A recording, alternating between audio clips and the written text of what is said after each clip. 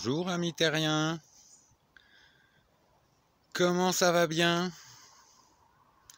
Eh ben, j'espère que ça va bien, voire même bien, parce qu'aujourd'hui je vais te faire une petite vidéo que je voulais faire depuis un moment sur l'électricité.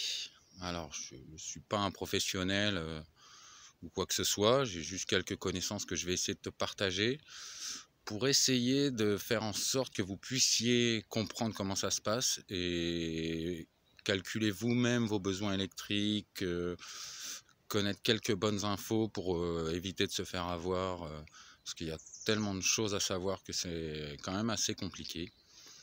Donc on va se faire ça tranquillement, point par point, en essayant que ce soit pas trop long, même si je sais déjà qu'elle sera bien trop longue cette vidéo, mais bon, on fera avec. Je t'invite à prendre un petit café. Ça va être long, mais logiquement ça devrait être bon. Allez, c'est parti. Alors, on va commencer par les outils qu'on peut avoir besoin. Alors, cette petite bête-là, ça s'appelle un testeur, un multimètre, il y a plein de noms, mais bon, bref, ça sert toujours à la même chose. Là, alors, sans rentrer dans tous les détails de fou, on peut en avoir pas mal besoin pour faire des tests de voltage, on va dire, savoir l'intensité qui passe et tout, et aussi des tests de continuité.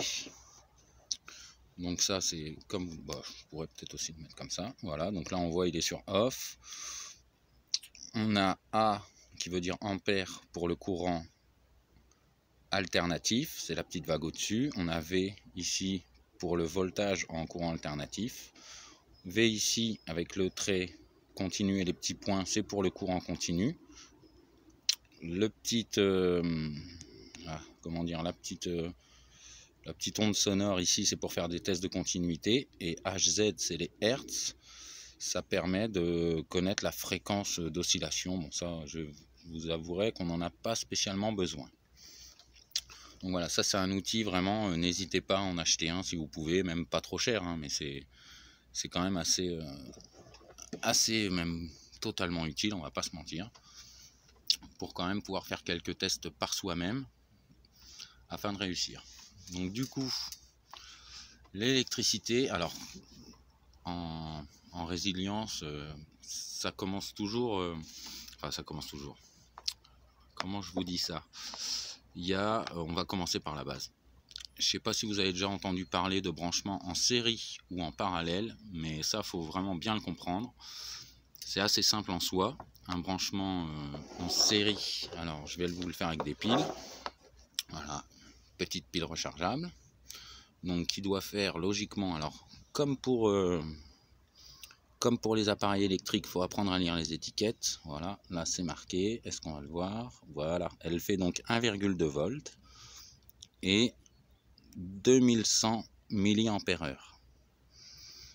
Donc, on va commencer par le branchement en série. Alors, en série, on a toujours, si vous regardez bien, là, les zooms, ouais, on a un plus et un moins en dessous. Bon, c'est pas marqué, mais si, je sais pas si ça veut dire bon. De toute façon, le plus est là, le moins est là. Je prends l'exemple d'une pile, hein, mais vous allez vite comprendre qu'une batterie, c'est une pile.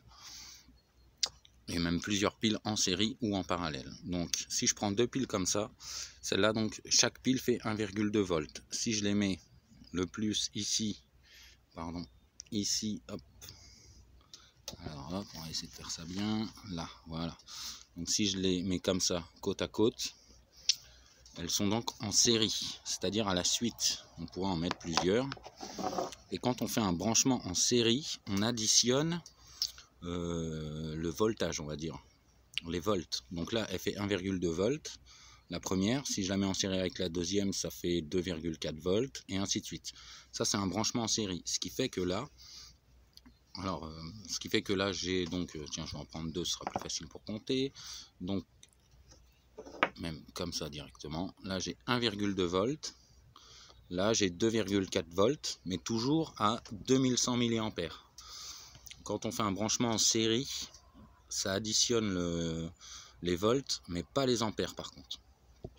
à la différence du branchement en parallèle, ce serait comme ceci, et on relierait les moins ensemble, hop, pardon, là, les moins ensemble et les plus ensemble, et là, elle ferait toujours 1,2 volts, par contre, elle ferait logiquement 4200 mAh. Donc voilà un peu la différence entre série et parallèle, et ce qui est intéressant là-dedans, c'est qu'en fait, on peut combiner les branchements en série et en parallèle.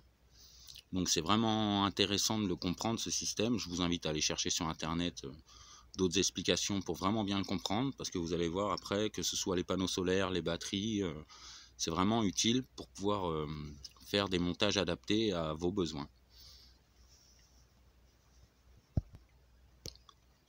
Du coup, ça c'était pour série et parallèle, donc on peut essayer de tester. Je vais essayer de le faire à une main, mais c'est pas simple. Si je teste par exemple ma pile, hop, on va faire ça, ça, ça, ça. Attends, ça là, est-ce qu'on voit? Oui, on voit, c'est beau. Toc, toc. Donc là, je suis en volt continu. Ah, alors ça touche pas bien, là. Donc elle est bien, là elle est à 1,3 volts, donc elle est plutôt bien chargée. Vu qu'ils annoncent 1,2 volts normal. Donc voilà, ça permet de savoir si la tension, c'est ça, oui. Je vais sûrement dire faire des erreurs, hein, mais je vous invite vraiment à aller chercher, à compléter vos recherches sur internet, au cas où. Et donc du coup, voilà, il y a aussi le test de continuité qui peut être sympa et très utile. Donc, hop, je le passe dessus, et c'est ni plus ni moins que tester la continuité d'un fil. Donc quand votre fil, hop, pardon, quand le courant passe bien dans votre fil, voilà, ça sonne. Donc ça permet de tester par exemple dans votre branchement, savoir si par exemple, je sais pas, vous avez vos panneaux solaires marchent pas, vous pouvez tester la continuité des fils, voir si quand vous avez mis un domino en plus, bah, il est bien branché ou pas. C'est quand même assez intéressant, quoi. Et comme ça s'appelle, c'est un test de continuité. Donc on teste juste savoir si le courant passe bien d'un bout à l'autre du circuit. Donc voilà à peu près pour la base. Donc on va commencer par les panneaux solaires.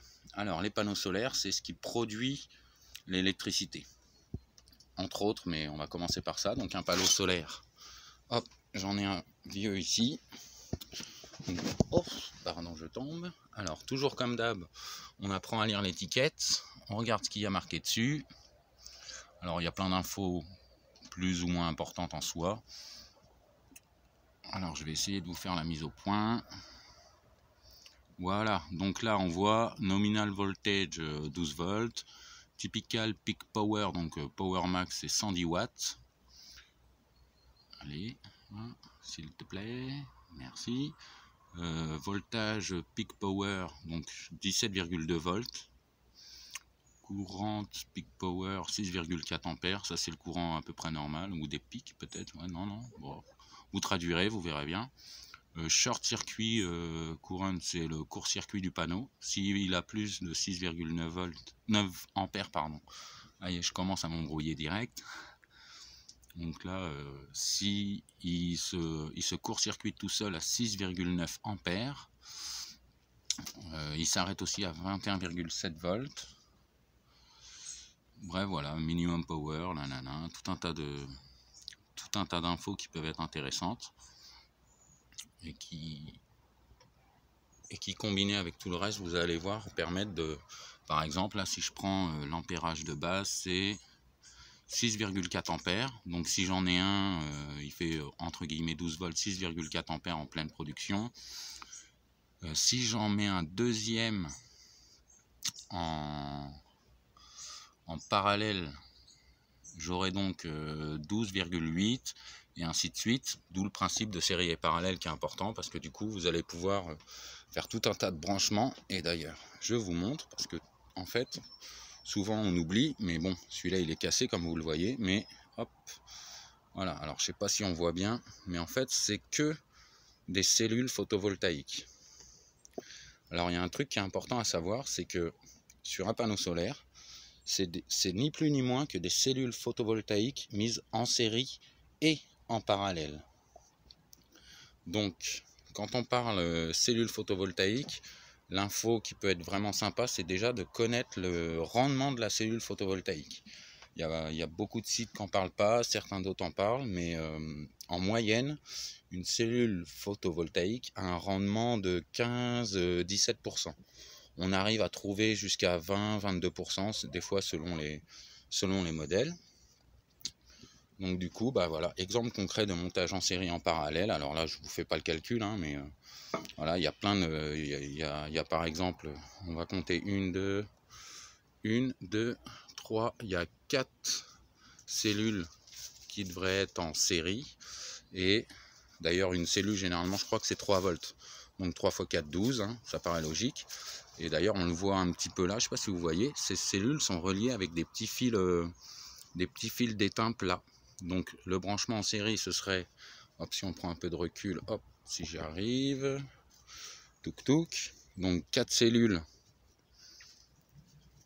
en série, donc les 4 d'en haut, 1, 2, 3 et 4, on les voit bien, pour faire 12 volts, donc 3 x 4, 12 volts, et je ne sais plus l'ampérage d'une cellule, mais après tout le reste, tout ça, ce serait branché en série, pour avoir 6,9 ampères comme c'est marqué dessus. Donc déjà, dès le panneau solaire de base, voilà, c'est des cellules photovoltaïques branchées en série et en parallèle, pour réussir à avoir une intensité que l'on souhaite et un ampérage que l'on souhaite aussi. Ça veut dire que si vous achetez juste des cellules photovoltaïques nues, que vous faites des branchements en série en parallèle, vous pouvez vous-même vous faire vos panneaux solaires. Si vous avez envie d'avoir un panneau solaire en 47 volts, vous pouvez combiner tout ça. Pareil pour les ampérages, hein, bien sûr, de façon à vous créer vous-même votre panneau solaire. Alors bon, c'est faisable.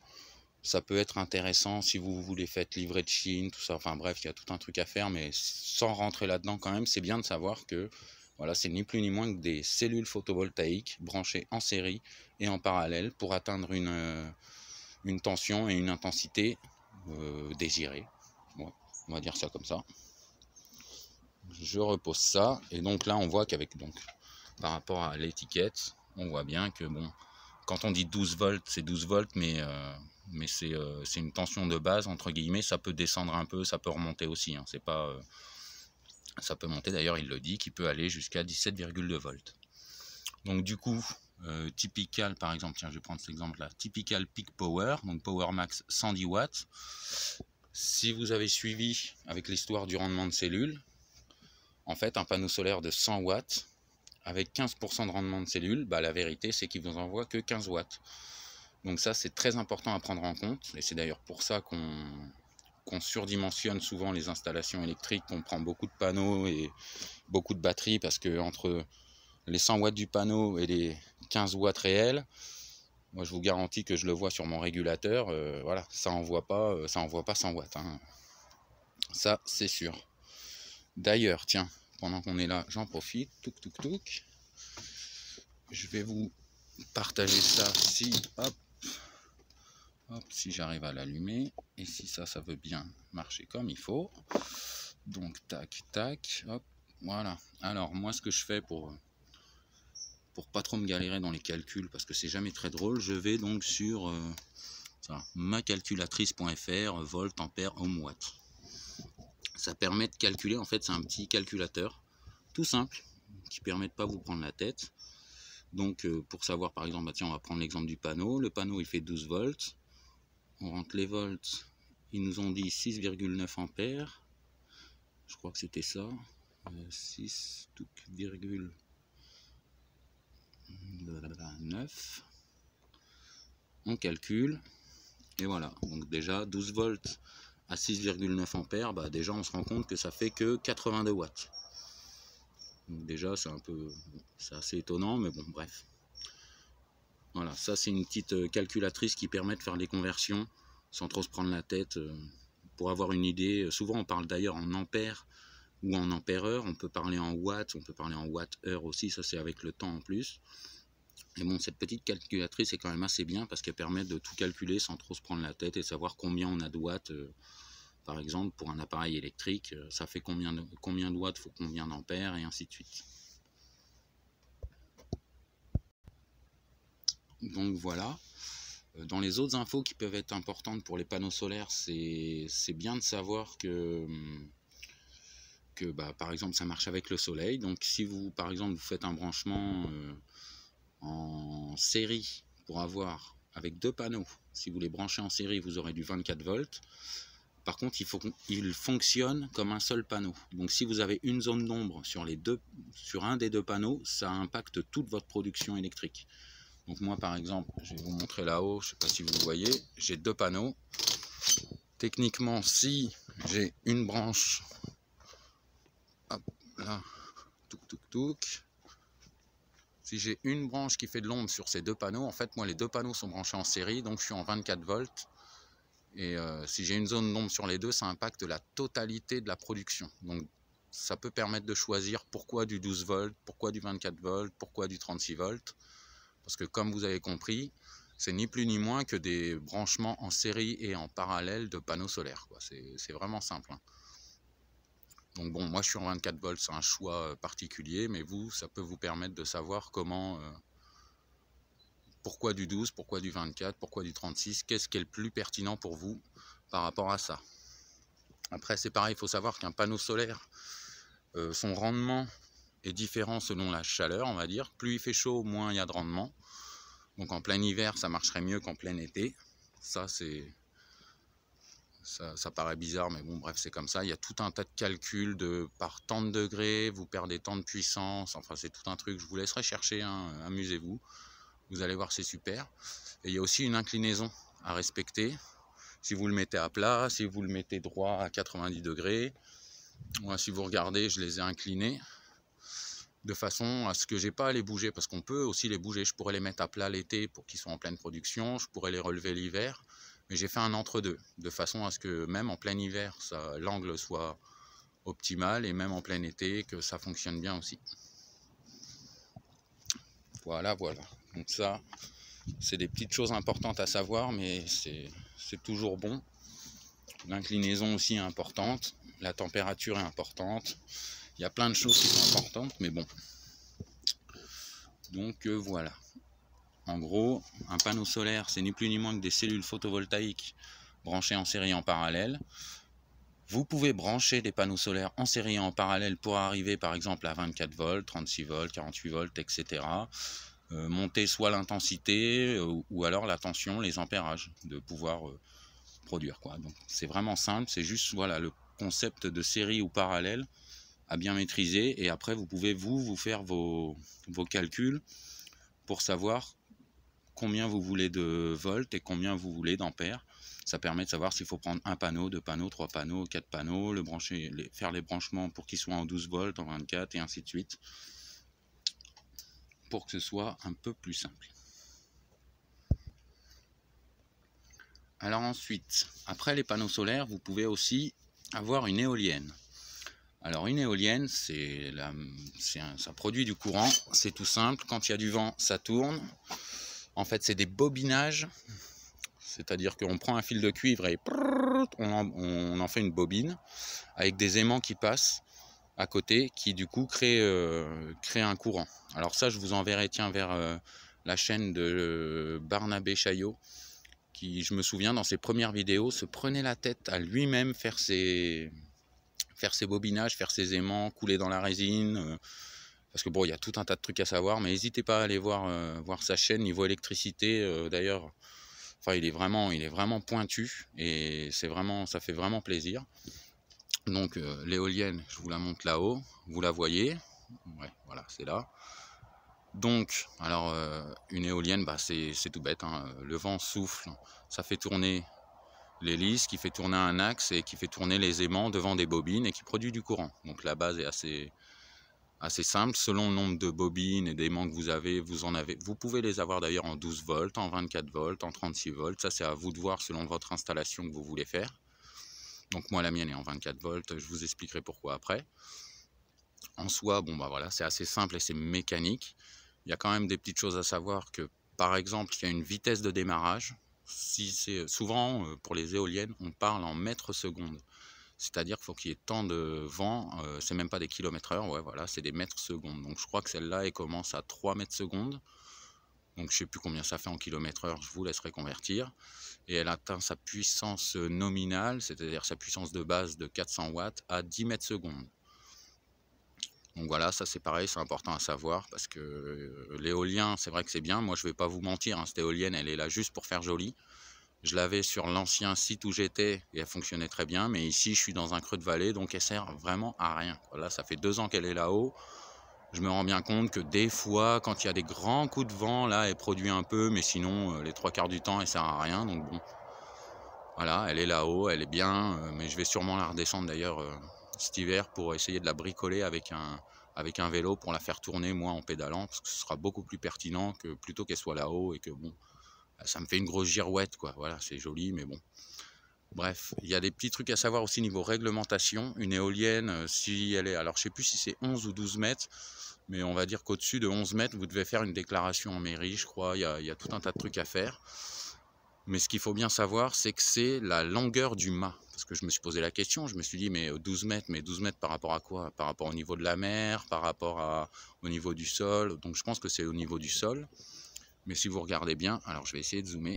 Si vous regardez bien, pour pas avoir fait de déclaration, pour pas faire de déclaration, moi j'ai mis mon éolienne en haut d'un arbre avec un mât de 2 mètres. Donc pour la législation, mon mât il fait 2 mètres, donc j'ai pas besoin de faire de déclaration.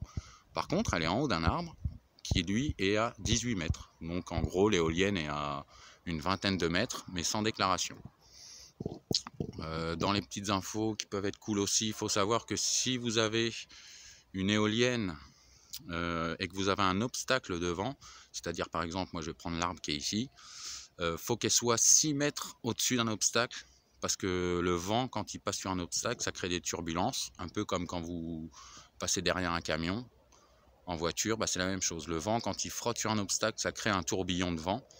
Et du coup, bah, votre éolienne ne fonctionnera pas bien si vous n'êtes pas 6 mètres au-dessus d'un obstacle. Je vous laisse aussi vous renseigner sur les vents dominants dans votre région. Moi, je suis en Bretagne, donc c'est sud-ouest. Donc moi, bah, là sud-ouest, c'est là-bas. Si on regarde bien, bah, je me suis amusé aussi là-bas, entre les deux. Je ne sais pas si on le voit bien, mais là, l'arbre qui était ici, je l'ai tété de façon à ce que, pour le vent sud-ouest, il est où? C'est là, voilà, le vent sud-ouest la gêne pas trop, quoi. Donc ça, c'est vraiment important à savoir.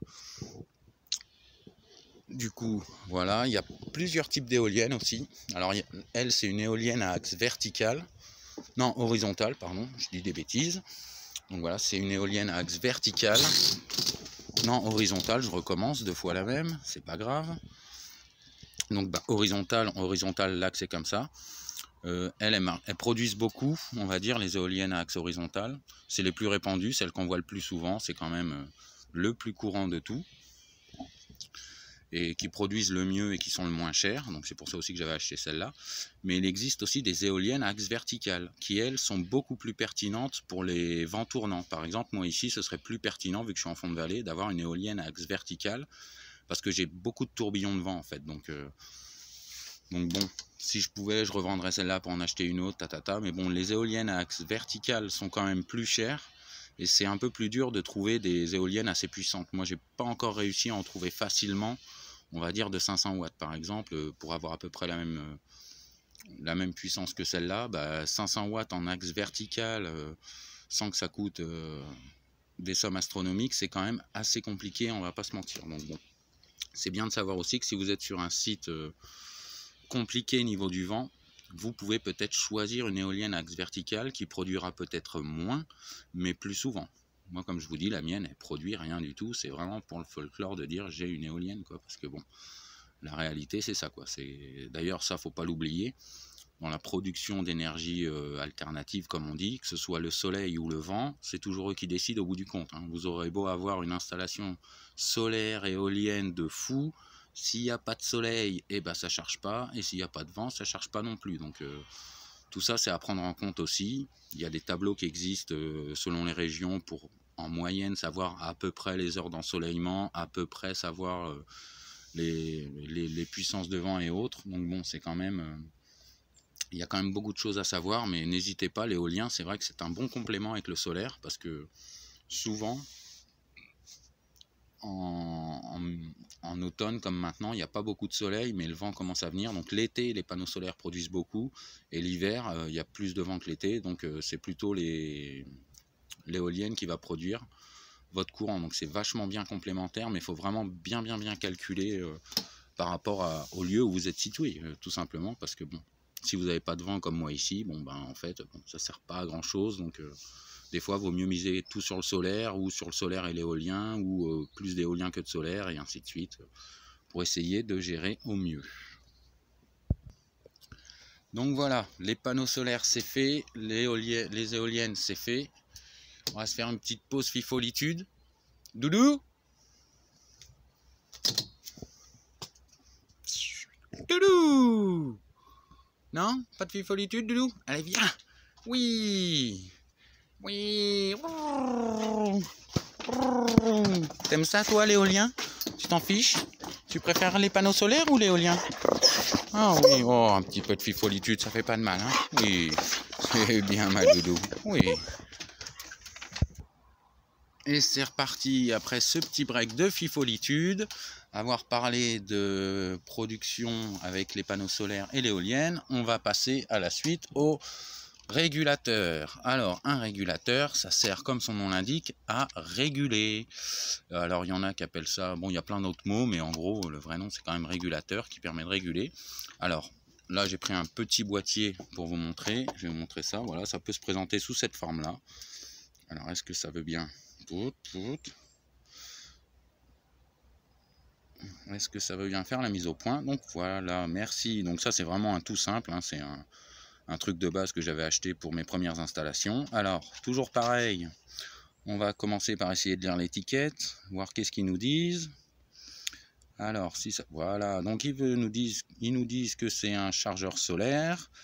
Le voltage est en 12 ou 24, mais c'est automatique, et que le courant qui passe c'est 15 ampères. Donc ça sert à réguler la charge de la batterie, parce qu'on ne peut pas envoyer par exemple plein de courant dans une batterie. Si vous envoyez 40 ampères d'un coup, elle explose. Donc c'est vraiment assez totalement important. Donc on voit bien que là à gauche, les deux premiers, c'est écrit solar plus moins, donc le fil plus ici, le fil moins, le fil plus ici, le fil moins ici. Là c'est écrit charge, donc c'est la batterie, pareil, plus, moins, et après ah non, pardon, je me suis trompé, c'était Solar Charge Controller. Bref, c'était presque cohérent. Et du coup, arrivé au bout, on voit qu'il y a une ampoule. Donc ça, c'est pour brancher votre circuit électrique, par exemple, vos ampoules ou autres. Donc là, on voit qu'on a un tout petit indicateur de charge, petit, moyen, grand, bon, bref. C'est quand même bien, ça protège les batteries, hein, c'est super important.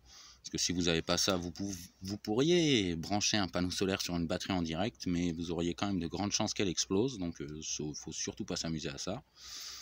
Mais voilà, ça se présente comme ça. Alors celui-là, j'ai dû le payer 15 €, un truc comme ça. Je l'avais pris pour donc le panneau solaire qui fait 7 ampères. Et comme c'était écrit là, c'est bien de prévoir un peu de marge. Celui-là faisait 15 ampères, parce que moi j'ai déjà eu le souci d'un régulateur qui a fondu. Il avait un fusible dessus, à un endroit, il y avait un petit fusible en verre, sauf qu'il y a dû y avoir trop de charge d'un coup.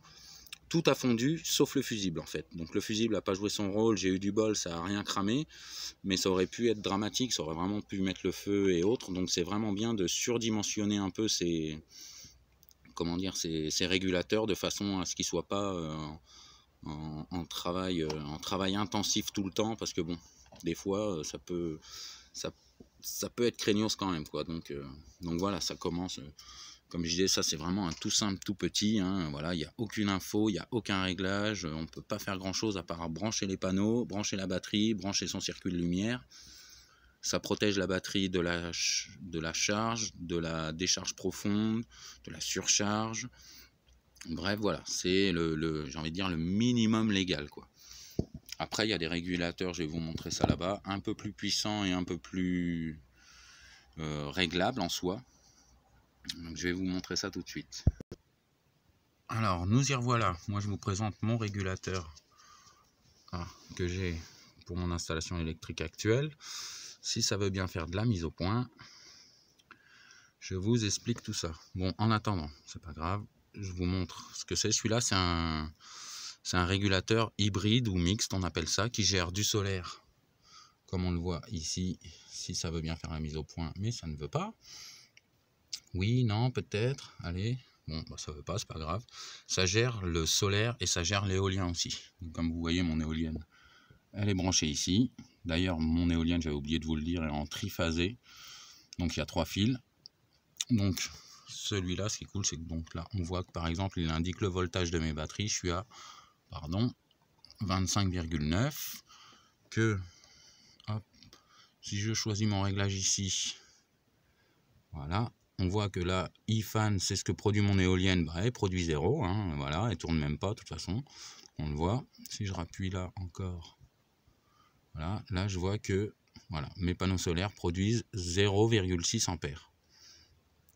Donc, c'est assez bien de le savoir et d'acheter justement des régulateurs avec, comment dire, avec pas mal de réglages. Parce qu'une fois que vous avez compris le principe, ça vous permet de voir en temps réel vraiment ce qui se passe. Donc il y a plusieurs types de régulateurs. Il y a des régulateurs, celui-là c'est un MPPT. Il y a des PWS aussi. Les MPPT sont beaucoup plus performants. Alors je vous laisserai chercher la différence MPPT, PWS, mais bon, MPPT c'est vraiment beaucoup mieux, quoi. Donc par exemple celui-là, dans l'idée des réglages, donc là on voit que je charge 0,6 ampères. La mise au point, c'est quand même la folie. Ça ne veut pas faire grand chose. Je peux par exemple régler, alors là, si ça veut bien, voilà, c'est écrit VFloat. Donc c'est ma tension de floating, c'est-à-dire à partir de quel moment arrête de charger les batteries. Donc c'est 28,8 parce que moi je suis en 24 volts, mais il faut savoir qu'une batterie 12 volts de base est chargée quand elle est à 14,4.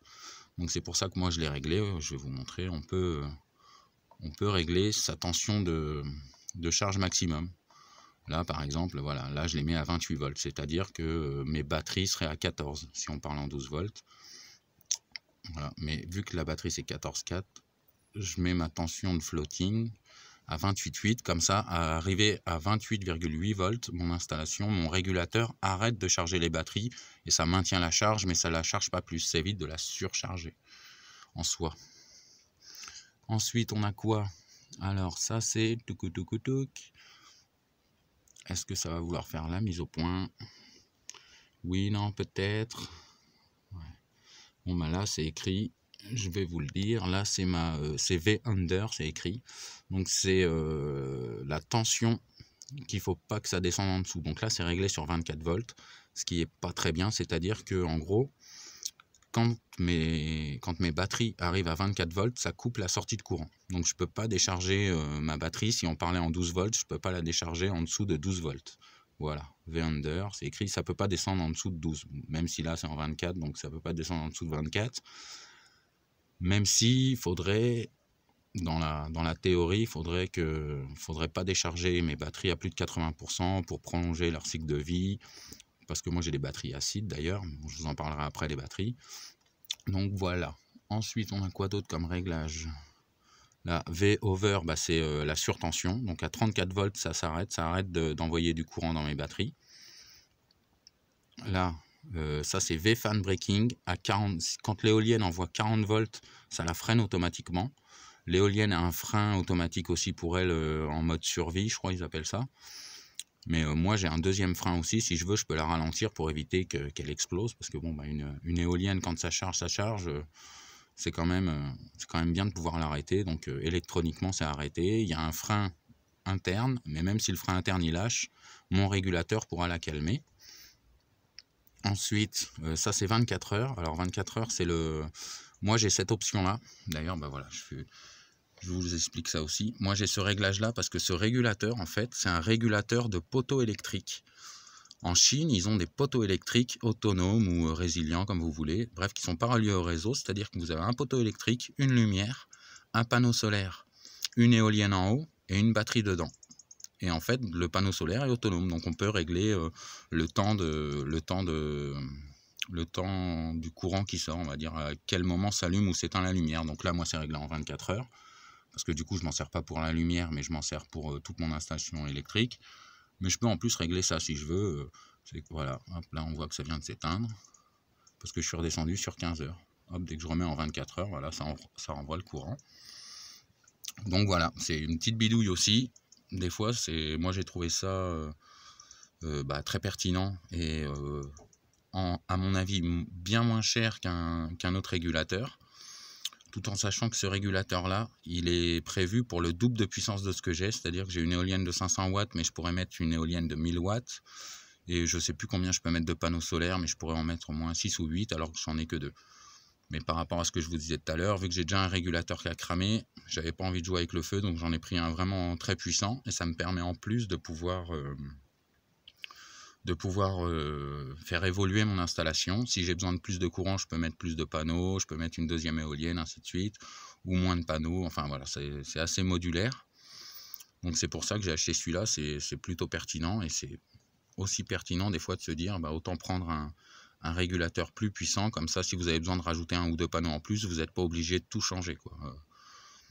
Dans l'idée, c'est quand même bien. Dans les options qui vont bien aussi, tiens, par exemple celui-là il a 2 sorties lumière, comme vous voyez, si ça veut bien se mettre au point. On voit que c'est écrit non, oui, allez peut-être. Voilà, non, il a vraiment du mal. Lumière 1 et lumière 2, voilà. Donc là on voit, j'ai le panneau solaire en branchement, hop, touc, si j'y arrive, là, fil plus, fil moins, batterie, le plus, le moins, circuit de lumière, là c'est le moins, et 2 plus, lumière 1, lumière 2, parce que j'ai 2 réglages de lumière, vu que c'est pour un poteau électrique lumineux à la base. Il y a par exemple un condensateur de décharge aussi, alors c'est cette grosse bête là, qui sert à ce que si l'éolienne est en pleine charge, c'est-à-dire qu'il y a du vent, il y a du vent, il y a du vent, mais que vos batteries sont chargées, le courant, il faut bien qu'il envoie quelque part, donc du coup il l'envoie là-dedans. Je pense que je ne l'ai jamais vu fonctionner, mais je pense que c'est un peu comme une résistance et ça crée de la chaleur du coup. Mais ça protège le courant. Parce que si par exemple l'éolienne charge mais que tout est chargé, qu'est-ce qu'on fait du courant en trop? Il faut bien qu'il l'évacue, donc il l'évacue par ce condensateur de décharge. Voilà. Donc voilà pour les régulateurs. Alors j'espère que ça n'a pas été trop cafouillis et brouillon pour vous. Mais on va essayer de faire ça bien quand même. Du coup, maintenant, on va essayer de penser aux batteries. Alors, pareil, une batterie, c'est toujours pareil, c'est des plaques de plomb en soie qui sont branchées en série et en parallèle dans la batterie en soie. Donc, elles sont très généralement toutes en 12 volts, mais on peut les brancher en série et en parallèle pour arriver à du 24 volts, 36 volts, 48 volts, etc. etc. Un peu comme avec les piles, hein. C'est toujours ce même principe de série et de parallèle. Voilà, vous pouvez brancher des batteries en série et en parallèle pour pouvoir arriver à une intensité voulue et un stockage d'énergie voulu aussi, tout en sachant que toujours pareil, en série ça cumule l'intensité, donc les volts, et en parallèle ça cumule que l'ampérage, on va dire la puissance. Donc du coup, oui, voilà, c'est ça. Faut pas oublier qu'une batterie, ce serait bien, dans le meilleur cas idyllique, ce serait bien de ne pas les décharger de plus de 20% pour essayer de les prolonger. Et là, je parle pour les batteries acide, plomb, gel et autres. Les batteries lithium-ion, c'est encore pas la même chose. Je vous en reparlerai après. Mais bon, en partant du principe d'avoir une batterie de voiture, hein, à peu près classique, voiture, camion, vous pouvez les brancher en série en parallèle. Vous pouvez essayer de les maintenir plus longtemps en vie en essayant de ne pas trop les décharger de plus de 20%. Comme j'expliquais dans l'autre vidéo d'ailleurs, où je m'embrouille aussi à moitié. Bref, voilà, les batteries, il y a quand même quelques trucs à savoir, que elles aiment ni le chaud ni le froid. Si par exemple une batterie, vous la déchargez complètement en plein hiver et que vous la rechargez pas immédiatement, en fait vous allez la tuer directement. C'est vraiment super important. Si vous déchargez beaucoup une batterie, il faut la recharger tout de suite. Si en plus il fait froid, c'est même pas la peine. Et s'il fait chaud, c'est pareil aussi. Elles aiment ni le chaud ni le froid, elles aiment bien des températures. Je sais plus c'est quoi exactement. Je vous laisserai chercher sur internet vraiment les compléments d'information. Faut savoir qu'une batterie, alors tiens, voilà, hop, je vais reprendre ça. Une batterie, c'est pas juste on envoie du courant dedans, elle est chargée, c'est bon, c'est fini. Là, par exemple, je vous montre, hein, sur notre ami Gogol, j'ai fait j'ai pris le premier que j'ai trouvé, une image de comment ça s'appelle, d'un tableau de charge de batterie. Donc on va essayer de décortiquer ça un peu. Donc on voit que en bleu c'est le voltage, on voit qu'en rouge c'est l'ampérage. Donc si on regarde, là il y a le paramètre du temps. Donc on voit qu'au tout début il n'y a pas beaucoup de voltage. Ça envoie, hop, par exemple par ici, si j'y arrive, là voilà, on voit qu'il n'y a pas beaucoup de voltage. C'est ce qu'on appelle le bulk d'ailleurs. Ça envoie pas beaucoup de voltage, par contre ça envoie beaucoup d'ampérage, c'est-à-dire que ça envoie beaucoup d'ampères, beaucoup de puissance. Arrivé à un certain moment, paf, l'ampérage redescend et c'est le voltage qui monte. Ça s'inverse en fait, on va dire. Donc là, parce qu'on peut envoyer dans une batterie, comme on le voit ici au début, on peut envoyer beaucoup de puissance dans une batterie au début si elle est complètement déchargée. Mais arrivé à un moment, il faut quand même se calmer et vers la fin, ça redescend. On voit que ça redescend déjà pas mal et à la fin, ça envoie vraiment quasiment rien. Par contre, quand il n'y a plus de puissance qui rentre dedans, c'est l'intensité, je crois, oui c'est ça, c'est l'intensité qui remonte. C'est donc le voltage et on voit bien là sur la courbe bleue que ça monte et qu'elle est censée arriver entre guillemets à 14, on va dire qu'ici, elle est censée être à ce point-là, elle est censée être à 14,4 volts. Et après on voit, bah là voilà, ça passe en charge d'entretien, c'est-à-dire que c'est chargé, ça envoie moins de voltage et moins d'ampérage, ça maintient la charge on va dire, pour éviter que. Donc c'est important de savoir qu'une batterie complètement déchargée, on peut envoyer beaucoup de puissance dedans, mais après qu'avec le temps, hein, on voit bien que là c'est écrit temps, plus le temps avance et moins on envoie de puissance dedans, mais par contre c'est l'intensité qui augmente. Un peu comme... on pourrait imaginer ça un peu comme un ballon de baudruche, quoi. Si vous envoyez plein de pression dedans d'un coup, bah, il explose. Donc vous pouvez en envoyer un peu au début, mais vers la fin, vous allez y aller plus tranquille pour essayer de ne pas le faire péter. Bah, c'est un peu le même principe, entre guillemets. Donc ça, c'est cool de le savoir. Et je vous invite à aller sur Internet, chercher les tableaux de charge d'une batterie. Alors là, je parle toujours pour une batterie acide, plomb ou gel. Je ne parle pas des batteries lithium, c'est encore différent. Ou plein d'autres batteries, plein d'autres types de batteries, quoi. Il y en a tellement des batteries aussi. Il y a même des batteries du stockage dans du béton qui existent. Bref, il y a tout un tas de trucs. Donc voilà, les choses importantes à savoir, c'est ça, c'est qu'une batterie, ça ne se charge pas n'importe comment. C'est pour ça qu'on met un régulateur, parce que lui, il le sait, qu'il doit pas envoyer trop de puissance à la fin, mais qu'il peut en envoyer plus au début. Donc lui, il s'amuse. Lui, il regarde ce qu'il y a dans la batterie en gros et il adapte la charge selon ce qu'il y a besoin, quoi, en fait. Donc voilà. Ah si, tiens, j'avais oublié. Une batterie, ça a des cycles de vie. Alors, vous pouvez chercher ça pareil sur Internet dans les infos. C'est souvent entre 300 et 500 cycles. Quand on dit un cycle, c'est un cycle de décharge et de recharge. Donc c'est pour ça que c'est d'ailleurs important d'éviter de trop décharger les batteries, et si on peut les décharger que de 20%, bah c'est bien parce que ça rallonge sa durée de vie en fait, c'est comme ça que ça fonctionne. Une batterie moyenne acide, plomb, gel de voiture, on va dire que c'est entre 300 et 500 cycles. Ça c'est pareil, c'est des infos importantes à savoir parce que ça vous permettra de savoir combien de temps elle va durer et combien vous allez pouvoir faire de cycles en fait. Parce que voilà, si c'est 300 cycles, arrivé à la fin des 300 cycles, et ben, votre batterie est morte. Donc c'est important pour choisir ces batteries, de connaître le nombre de cycles qu'elle peut faire. Il y en a c'est 300, d'autres c'est 500, d'autres c'est 700, d'autres c'est 1000. Donc bien sûr, plus il y a de cycles, plus elles sont chères, hein, on va pas se mentir. Mais bon, ça vous permet d'avoir un visuel dans le temps, en se disant, bah tiens, elle va se recharger...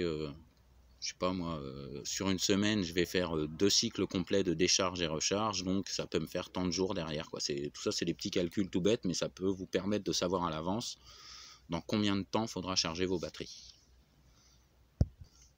Fouf, donc voilà, on peut se permettre de se refaire une petite pause, parce que là, les panneaux solaires, l'éolienne, les régulateurs, les batteries, ça fait déjà pas mal. Je vous propose un petit lancer de marronnette. Je vous présente marronnette, magnifique poule pondeuse d'élevage industriel que j'ai récupéré parce que c'était fait marcher dessus. Attention, 1, 2, 3, c'est parti. Ça te plaît toi l'électricité marronnette? Qu'est-ce que t'en penses? Des branchements en série et en parallèle? Oh, pot. Ouais? Pas plus que ça? Si? Quand même un peu? Ouais. Tu préfères le grain, t'as bien raison. Allez, on continue, c'est reparti, c'est pas fini. Restez là, on en a encore. Alors, après tout ça, après les batteries, on va passer aux câbles. Et oui, parce que pour brancher un panneau solaire sur un régulateur, faut des câbles. Alors, les choses importantes à savoir, c'est que pour savoir quel câble il faut mettre, il y a un truc tout bête, ça s'appelle un tableau de calcul de section de câbles. Alors, en soi, c'est assez simple. Là, j'ai pris l'exemple en 12 volts. Il n'y a pas de, comment dire, il n'y a pas trop de variantes. Donc, on voit que là, c'est écrit ampérage max en ampères. Là, c'est écrit section en millimètres. Et ensuite, le tableau, là, 0,75, 1, 1,5, 2,5, c'est les longueurs en mètres. Donc, si on prend un exemple tout simple, on a 10 ampères à passer sur 1 mètre, il nous faut un câble de 1,43 mm. Si on veut 10 mètres, il nous faut un câble de 14,29 mm. Donc voilà, vous avez des tableaux comme ça qui existent sur internet pour pouvoir savoir et comment adapter vos câbles au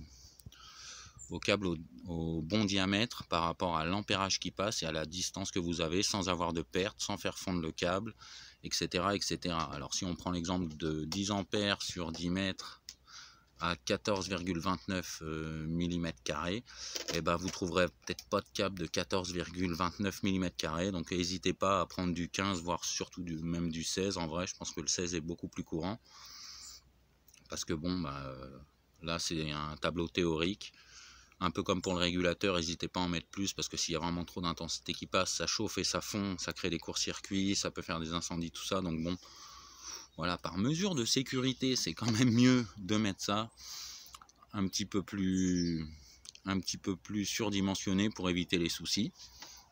Ce qu'il faut savoir, c'est quand même assez important de comprendre que moi j'ai remarqué que dans mon installation solaire et éolienne, ce qui me coûte le plus cher, c'est le câble.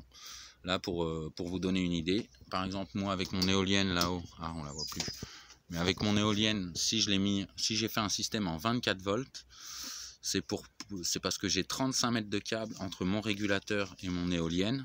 Et du coup, 35 mètres de câble, si je les prenais pour du 12 volts, alors là, attends, je vais recommencer. Je l'ai pris en 24 volts. Pour passer l'intensité sur les 35 mètres, j'ai besoin d'un câble de 3G, parce que c'est triphasé, donc 3 câbles 3G 6 mm². C'est-à-dire que j'ai 3 fois 6 mm² pour passer l'ampérage maximum de mon éolienne à mon régulateur, sans perte, sans surchauffe, sans rien. Si je l'avais pris en 12 volts, ça aurait été, je pense, j'imagine, au moins le double. À savoir que le câble m'a coûté, de 35 mètres, m'a coûté 200 €. Donc en 12 volts, si c'est le double, c'était 400 €. Pour info, mon éolienne, je l'ai payé 150-200 €. Mon régulateur, je l'ai payé moins de 150 €. Mes panneaux solaires valent entre 100 et 120 € maximum. Et les batteries, c'est pareil, c'est 100-120 balles en gros. Donc bon, le câble électrique, c'est quasiment ce qui coûte le plus cher. Donc c'est assez intéressant de bien dimensionner son installation pour ne pas se retrouver à la fin. C'est vrai que le câble, on n'y pense pas trop. Mais si vous vous retrouvez avec des grosses sections de câbles, ça coûte quand même assez cher. Donc faut faire très attention, quoi. Et du coup, ça peut vous permettre aussi de dimensionner votre installation. Moi, c'est ce que j'ai fait. C'est pour ça que je suis en 24 volts. C'est parce que j'ai une éolienne qui est à 35 mètres de mon régulateur. Donc du coup, voilà, pour que ça me coûte un peu moins cher, j'ai tout passé en 24 de façon à ce que j'ai pas un gros câble énorme à acheter et qui m'aurait coûté une fortune. Dans l'idée, il y a aussi, je fais pas mal d'installations solaires pour mes amis ici dans la forêt. C'est pas recommandé, mais je vous le dis quand même parce que je l'ai testé et que ça fonctionne et qu'il n'y a pas de souci. Ça m'est arrivé d'utiliser un réseau 220 d'un mobil-home par exemple pour passer du 12 volts dedans. C'est faisable, ça n'a pas fondu, ça n'a pas cramé, c'est pas recommandé, mais pour éviter de retirer du câble partout, on peut aussi utiliser le réseau 220 d'une maison. C'est-à-dire que moi, mon installation solaire, je la démonte, j'arrive chez vous, j'enlève les fils d'EDF, je me branche sur votre réseau de votre maison et on peut réutiliser les câbles 220 pour passer du 12 volts dedans. C'est pas conseillé, mais il y a quand même moyen, quoi. Parce que d'ailleurs, par rapport à tout ça, normalement, moi je l'ai pas fait, je vais pas vous mentir, mais normalement on met des fusibles partout pour chaque sortie, tout un tas de trucs. Mais en fait, moi j'ai testé et même sans fusible, vu que tout est régulé, que ce soit le régulateur, lui il fait attention, que ce soit les convertisseurs ou autres, ils ont tous des fusibles, donc moi j'ai pas mis de fusible du tout. Comme ça, au moins, c'est réglé, ça coûte encore moins cher et machin bidule, même si ça paraît moins sécurisé. En soi, faites votre choix après. Moi, j'ai fait ce choix-là parce que bon, bah, c'est pareil, faut être conscient de ce qu'on fait aussi. Donc, c'est important de savoir ce qu'on fait. Et quand on sait ce qu'on fait, bon, bah voilà. Après, on peut bidouiller, mais bon, voilà. Du coup, après, donc voilà, on a quand même fait les panneaux, l'éolienne, le régulateur, les batteries, les câbles. Donc déjà, avec tout ça, ça va commencer à vous donner une idée, j'espère, un peu plus claire de comment ça se passe pour pouvoir vous essayer de comprendre et de réfléchir à votre installation solaire éolienne. Donc avec toutes ces infos là, voilà, vous vous rendez compte que vous pouvez faire du 12, du 24, du 36, stocker 110 ampères ou 50 ampères. Si on reprend depuis le début, prenez vos étiquettes, lisez-les, regardez combien de temps vous en avez besoin par jour. Si vous chargez votre portable 3 heures par jour, bah vous prenez le transformateur de votre portable, vous regardez combien d'ampérage y passe, ça vous donnera une idée. Vous cumulez tous vos appareils électriques et ça vous permet d'avoir une idée approximative entre guillemets de ce que vous avez besoin et d'adapter ensuite votre installation solaire éolienne par rapport aux paramètres que vous avez chez vous. Si vous mettez une éolienne à 400 mètres de chez vous, bon bah là voilà, ce sera peut-être plutôt en 24, 36 voire 48 volts. Si votre éolienne est juste à côté au toit de votre maison, vous pourrez peut-être passer en 24 voire en 12 et ainsi de suite. Voilà, avec tous ces paramètres là, vous pouvez essayer de faire quelque chose de cohérent quoi, et de comprendre ce qui se passe plutôt que par exemple d'acheter un kit solaire tout fait où on vous dit oui, achète ça, c'est très bien. C'est quand même bien de comprendre parce que bon, des fois tout le monde, tous les vendeurs de kits solaires sont des fois pas spécialement, pas que c'est pas honnête, mais c'est que c'est pas vraiment bien expliqué, moi j'ai trouvé. Donc dans l'idée, voilà. Après du coup on va passer à tout ce qui est, moi j'appelle ça accessoire. C'est tout ce qui est convertisseur de courant pour avoir du 220, les chargeurs allume-cigare, tout ça. Donc hop, on va prendre ça là directement. Parce que l'idée c'est que généralement, bon, selon ce que vous avez besoin, moi j'ai remarqué que personnellement j'ai besoin de 12 volts. Très rarement j'ai besoin de 220. C'est vraiment pas courant, mais pour certaines choses, comme d'ailleurs par rapport à l'autre vidéo de juste avant de la boîte à énergie, je recharge ma boîte à énergie avec du 220 mais qui est produit par du 12 volts ou du 24 volts solaire et éolien. Donc du coup, un convertisseur 12-220, ça se présente comme ça, c'est souvent un gros boîtier comme ça. Vous avez hop, ici, voilà, DC input, entrée plus moins, et vous avez votre prise 220 de l'autre côté, avec souvent aussi une petite prise USB qui fait toujours plaisir. Donc ben ça c'est un peu pareil, faut toujours lire l'étiquette, hein. Vous avez compris, l'électricité c'est l'étiquette, qui est pas le plus important, mais qui est quand même importante à bien lire pour bien comprendre. Donc là on voit que DC input, donc c'est le courant qui rentre, celui-là il est en 24 volts. AC output, il est en 220 volts à 50 Hz. Donc ils existent en plein de, comme vous le voyez, ils ont fait une étiquette pour tous les convertisseurs qu'ils ont. Donc voilà, on voit là 24 volts, 36 volts, 96 volts, 12 volts, 48, 72, 110. Il y a vraiment plein de combinaisons possibles quoi, entre le courant qui sort et le courant qui rentre, pardon, et le courant qui sort. Donc AC frequency, ça c'est la fréquence d'oscillation, c'est plutôt pour tout ce qui est téléviseur et autres. Maintenant il y a de plus en plus d'appareils qui fonctionnent avec du 60 Hz. Moi je prends que du 50 parce que généralement les appareils que j'ai sont quand même assez vieux. Bon ça c'est pas super important, mais ça peut être bien de vérifier aussi. Si vous voulez faire marcher une télé qui est en 60 Hz, bah faut en prendre un en 60 Hz quoi. Donc voilà, il y a une multitude de combinaisons possibles avec ça.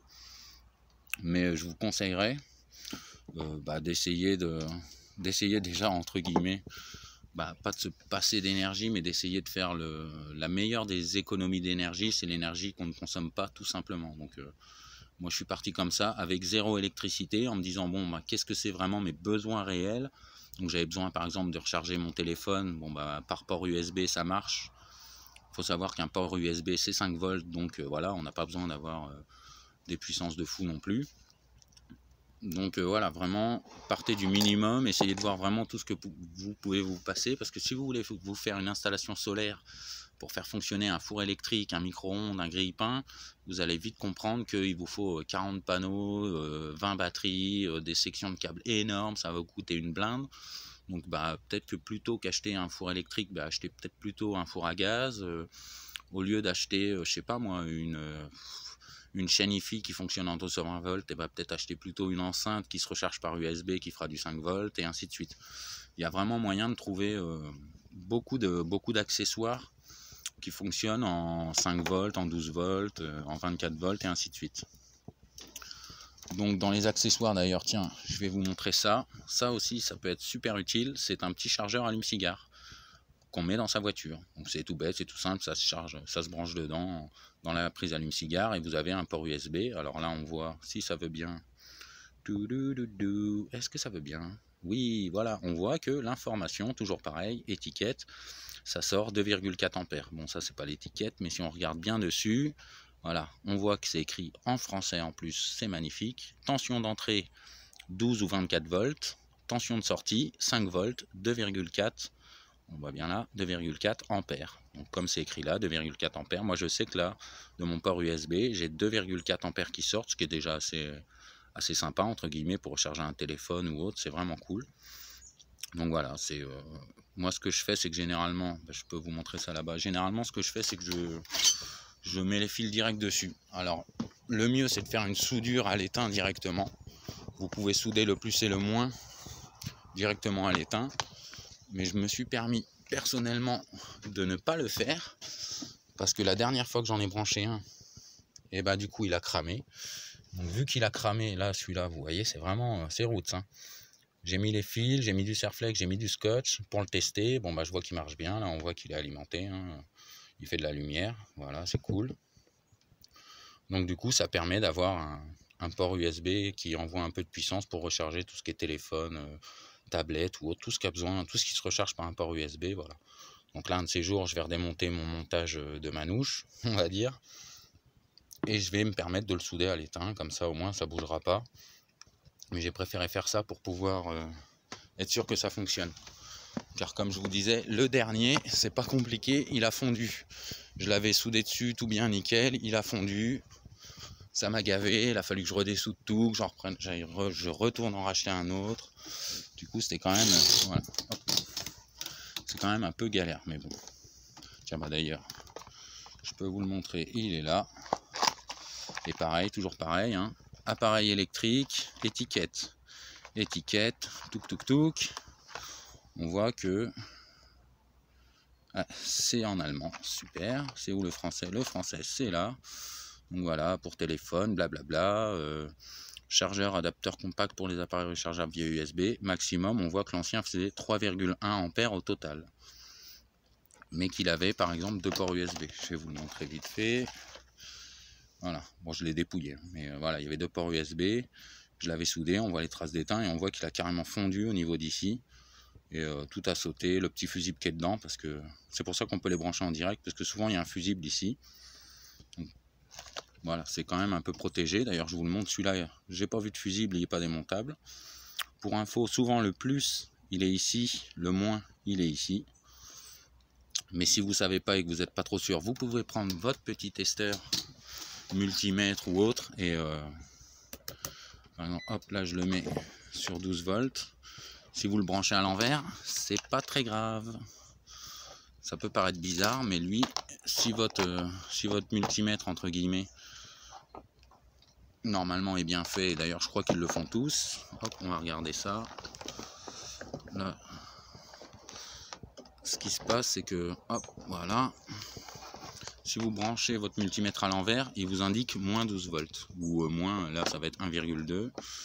Je vais essayer de faire ça d'une main, c'est pas facile.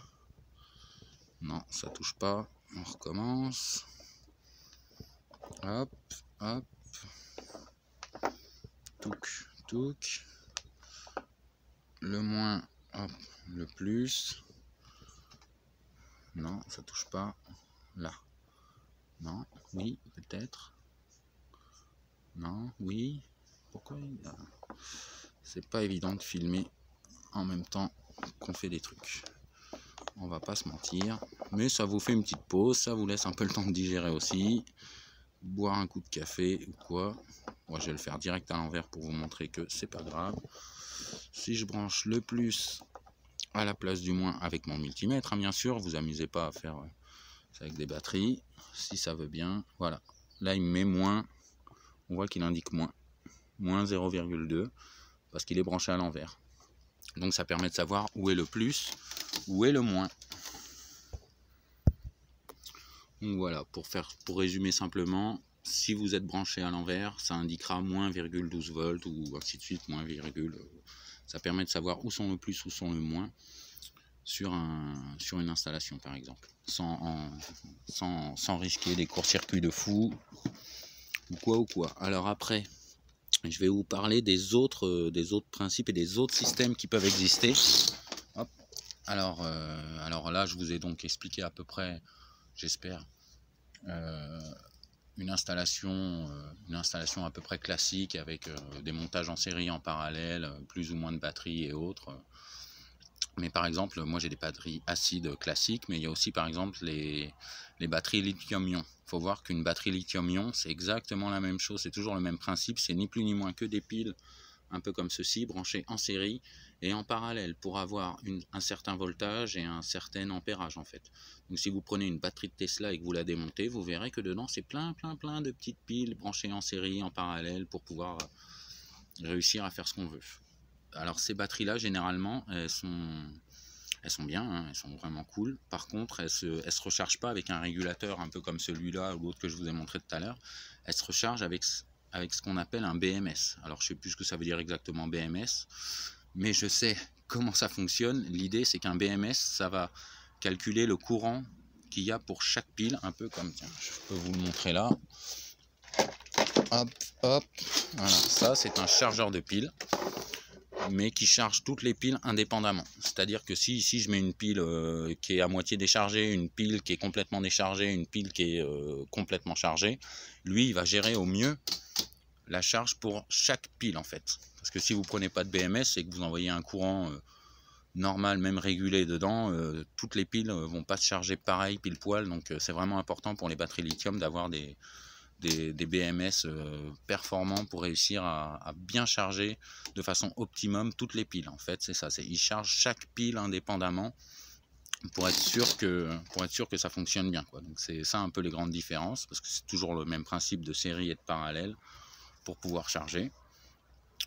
Donc voilà, je vous laisserai chercher d'autres infos sur internet ou d'autres vidéos. Il y a quand même pas mal de gens qui en parlent, donc bon, voilà.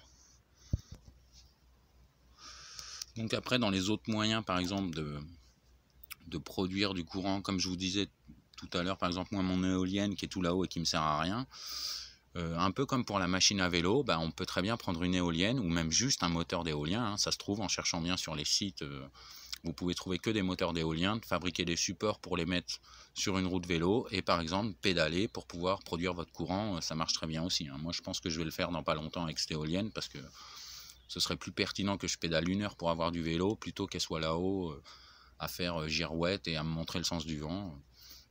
En soi, ce serait plus pertinent. Mais il y a plein de choses à faire, il y a vraiment moyen de bidouiller pas mal de trucs. Une fois qu'on sait en fait et qu'on a compris les principes de base, série parallèle, les volts, les ampères, de comment ça se passe, il y a vraiment moyen de faire pas mal de trucs. Il y a aussi une solution de stockage, parce que par exemple pour les batteries, que ce soit du lithium, que ce soit les batteries plomb, acide et autres, c'est quand même un peu polluant. Alors vous chercherez sur internet, c'est une conférence TEDx d'un ancien gars qui travaillait chez EDF et qui explique, qui parle de stockage d'énergie alternative avec du béton. En fait, ils font une sorte de tube en béton plein dans une boîte sous vide. Quand, par exemple, quand le panneau solaire produit, ça fait tourner un moteur qui lance ce cylindre en béton et qui est donc sous vide, sur roulement, machin, pour qu'il n'y ait vraiment aucun frottement, de façon à ce qu'il tourne le plus longtemps possible, un peu comme une toupie, hein, c'est tout simple. Et quand il y a besoin de courant, le moteur électrique s'inverse et au lieu de faire tourner le cylindre fait tourner le moteur et ça vous produit du courant.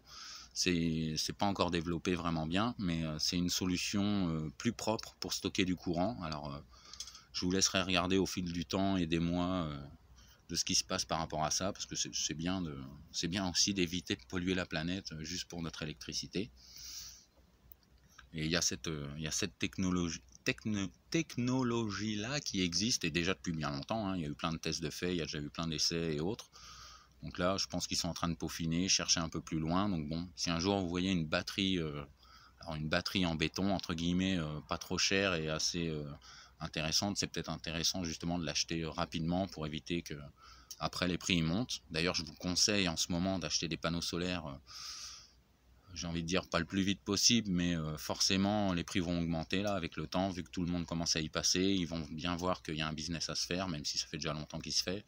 Et ça va forcément augmenter. Donc voilà, moi j'ai trouvé pas mal de bons panneaux solaires avec par exemple des bons rendements de cellules, jusqu'à 21-22% sur des sites chinois. Je crois que je vous ai partagé ça dans la vidéo trucs et astuces, comment sortir du système ou un truc comme ça. C'est comme ça qu'elle s'appelle, je crois, la vidéo. Où il y a des liens vers, par exemple, mon régulateur, mes panneaux solaires et ainsi de suite. C'est que des sites quand même assez fiables. Il y a quand même un service après-vente parce que beaucoup de gens ont peur d'aller commander sur les sites chinois parce qu'il n'y a pas de service après-vente. Mais si vous regardez bien, en vrai, une éolienne d'un kit éolien de chez n'importe qui, si vous regardez bien, vous trouverez la même en Chine parce que tout est produit en Chine et eux, ils récupèrent les pièces et ils font des kits. Mais en soi, vous pouvez faire la même chose vous-même, ça vous coûtera moins cher. Et par exemple, niveau service après-vente, moi j'ai réussi, mon éolienne, je l'avais mis sur le toit de ma caravane, sur l'ancien site où j'étais. Il y a eu un très gros coup de vent, elle est tombée.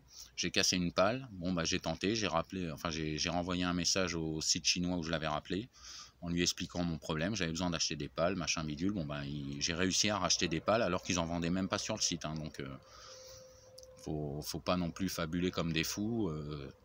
Tout ce qui est souvent panneaux solaires, éoliennes, ça vient de là-bas, c'est eux qui les vendent, donc c'est vous qui faites l'interlocuteur en fait, c'est vous le service après-vente, mais si vous savez comment ça fonctionne, bah, vous vous faites moins avoir aussi, quoi. Donc c'est toujours cool et aussi économique, bien sûr.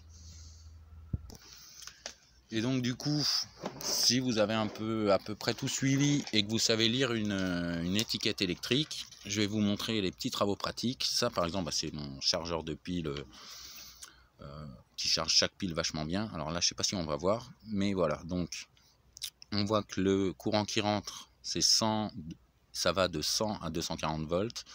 Il peut faire 50-60 Hz et il fait 0,6 ampères. On voit que la tension de sortie, c'est 12 volts, 2000 mA. Bah ça veut dire, tiens d'ailleurs ça aussi c'est important, là le petit signe que vous voyez là avec les ronds, les plus et les moins, ça indique, hop, je reviens, que au bout du câble en fait, donc au niveau de la prise, hop, on va faire ça comme ça, touk touk touk, voilà. Donc ça indique celui-ci là, au-dessus de Made in China. On voit que c'est bien écrit que, revient, repart. Bon, ça indique où est le plus, où est le moins, de façon à faire les bons. Normalement, vous n'avez pas à le faire, mais avec ce que je vais vous montrer, c'est utile. Là, on voit que le plus est au milieu et le moins est à l'extérieur. Donc si vous regardez bien sur la prise, le moins il est à l'extérieur ici, le plus il est dedans. Donc là, on voit que ça sort du 12 volts. Si je coupe les fils directement, je coupe. Je sais que mon fil plus, c'est celui du milieu, mon fil moins, c'est celui de l'extérieur. Mais du coup, comment je peux savoir au niveau des câbles, une fois qu'ils sont coupés, lequel est le bon? Et je fais un test de continuité. Je prends, par exemple, ma pince ampère-métrique ou mon multimètre. Voilà, je vais faire genre test de continuité comme ça. Voilà, j'en mets un dedans et après je touche lequel fil est le plus. Ça fera un bip. Ça me fait un bip, ça m'indique que c'est mon plus. Ça me permet de faire mon bon branchement plus et moins pour pouvoir brancher mon chargeur de pile sur du 12 volts parce qu'en vrai, on vous vend du 220, mais pour tout ressortir en 12 volts. C'est vraiment important de lire les étiquettes quand vous achetez des appareils d'ailleurs, de regarder ce qui se passe parce que c'est super pertinent, par exemple là, d'acheter un chargeur de pile qui ressort en 12 volts, j'ai juste à couper les fils, faire un test de continuité pour savoir quel est mon plus, quel est mon moins, le brancher sur mon petit convertisseur parce que moi je suis en 24 volts et du coup voilà, je peux le brancher en direct sur mon installation solaire sans passer par un convertisseur 12-220 par exemple. Parce qu'il faut savoir que plus il y a d'appareils branchés, plus c'est potentiellement possible que vous ayez des pertes. Donc si, par exemple, comme moi, vous êtes en 24 volts, vous sortez en 24 volts pour rentrer dans le convertisseur en 24 qui sort du 220, ça fait des pertes. Plus vous convertissez le courant, plus vous avez de chances d'avoir de pertes. Donc par exemple, je vais vous le montrer sur mon installation à moi. Hop là. Oh. Ça t'intéresse toi, Doudou, l'électricité? Ouais, pas plus que ça. Bon.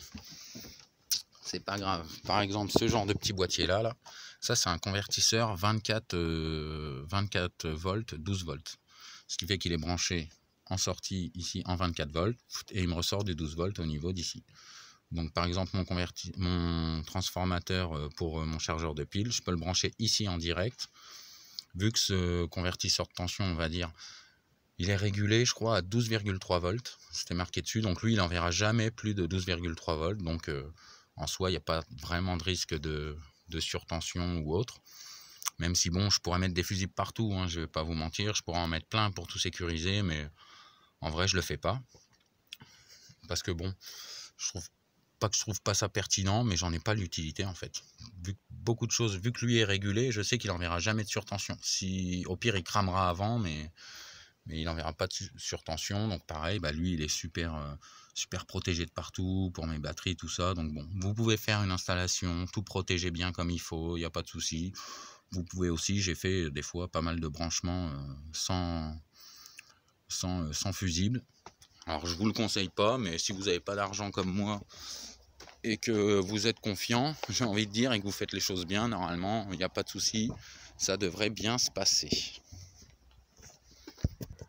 Donc voilà, normalement j'espère avoir été à peu près clair et compréhensible pour vous montrer, bah tiens, par exemple là, paf, c'est plein soleil, on va aller regarder ce qui se passe au niveau de l'installation. Donc, tic-touc, c'est parti, enter, non c'est pas ça que je voulais faire, échappe, tac, tac, là je produis 2,4 ampères, donc on va aller voir sur la petite calculatrice ce que ça dit, combien ça fait 2,4 ampères, pour vous donner une idée en watts.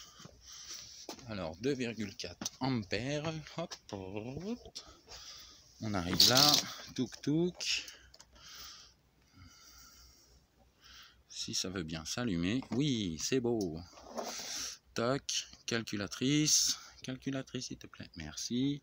Je suis donc en 24 volts, touk, tac, 24, je produis 2,4, c'est ça que je crois, oui, j'ai déjà oublié, mais je crois que c'était ça, 2,4. On n'oublie pas de calculer. Donc voilà, là en ce moment même, j'étais en train de produire 57,6 watts. Si ça durait une heure, bah, j'aurais produit 57,6 watts heure. À chaque fois qu'il y a une notion d'heure, on compte pour une heure. Donc que ce soit en consommation ou en production, c'est la même chose, hein. C'est juste le paramètre du temps qui rentre en compte. Donc voilà, là, si ça durait une heure, je produirais 57,6 watts heure. C'est magnifique. Donc en 2 heures, je produirais 115 volts,2 à peu près, c'est ça, 115 watts, pardon, 2, et ainsi de suite. Donc voilà les amis, c'est la fin de cette vidéo. Aïe, bon bah 1h13, c'est super. J'aurais cru que ça aurait fait moins, mais bon, on fait ce qu'on peut avec ce qu'on a. J'espère que ça aura été compréhensible. N'hésitez pas en commentaire si vous avez des questions, voilà, des trucs un peu plus précis ou un peu plus techniques. J'imagine bien aussi qu'il va y avoir quelques électriciens qui vont se promener par là et qui n'hésiteront pas à modifier toutes les erreurs que j'ai fait, parce que bon, je vais pas vous mentir, moi ça j'avais bossé tout ça il y a quand même quelques temps. J'ai eu le temps d'oublier depuis, même si bon bah les bases, voilà, c'est toujours les mêmes, hein. Série, parallèle, volt, ampère, voilà, avec tout ça on y arrive quand même pas mal. Donc je vous souhaite une bonne fin de journée et je vous dis à plus tard.